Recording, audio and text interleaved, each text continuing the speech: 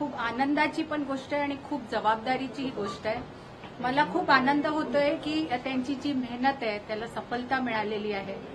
महायुती आता एकत्रित आहे आणि पुढे महाराष्ट्राच्या प्रगतीसाठी त्यांनी वाटचाल आता आजपासून चालू केलेली आहे, याचा मला खूप आनंद आहे. जसं म्हटलं की संघर्षाचा काळ तुम्ही बघितलाय, त्याबद्दल काय सांगाल? काय असे कोणते गुण आहेत त्यातनं या संघर्षातनं बाहेर येऊन आज नेतृत्व करणार?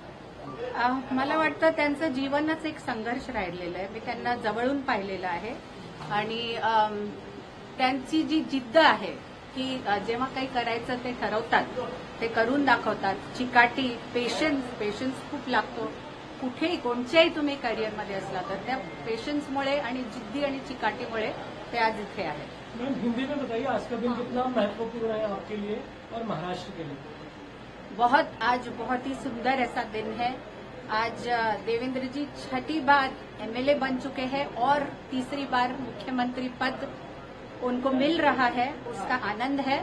पर आनंद से ज्यादा एक जिम्मेदारी का मन में एक अनुभूति है और बहुत से काम हैं जो महाराष्ट्र के लिए करने हैं उनको, और हम सभी को उनका साथ देना है, तो उसकी ज्यादा एक जिम्मेदारी का जो एक एहसास है वो मन में ज्यादा है। मैम, लाड़की बहन फ्लैगशिप प्रोजेक्ट रहा है सरकार का, कहीं न कहीं ऐसे महिला आप चाहेंगी ज्यादा कैबिनेट पोस्ट में महिलाओं को ज्यादा मौका दिया जाए इस बार? यकीनन लाड़की बहन तो बहुत ही सुंदर ऐसा एक प्रोजेक्ट रहा है जिसमें सारी बहनें बहुत प्यार से जुड़ी देवेंद्र जी के साथ, युति के साथ। और ऐसे ही जैसे आप जानते हैं विमेन्स बिल, ताकि हमारा रिप्रेजेंटेशन ज्यादा हो पार्लियामेंट में और पॉलिटिक्स में, वो ऑलरेडी पास हो चुका है और कुछ ही देर है कि ये पूरी तरह से इम्प्लीमेंट होगा। इसके अलावा देवेंद्र जी ज्यावेळेला बाहेर पडले त्यावेळेला ते पुन्हा येणार असं म्हणाले होते आणि आज ते पुन्हा आलेले आहे आणि बहुमत घेऊन आलेले आहे. नेमकी यावर काय भावना आहे तुमची? कारण ट्रोल केलं गेलं मी पुन्हा येणार यावर विरोधकांकडून अनेक वेळा, आणि आता ते पुन्हा आले.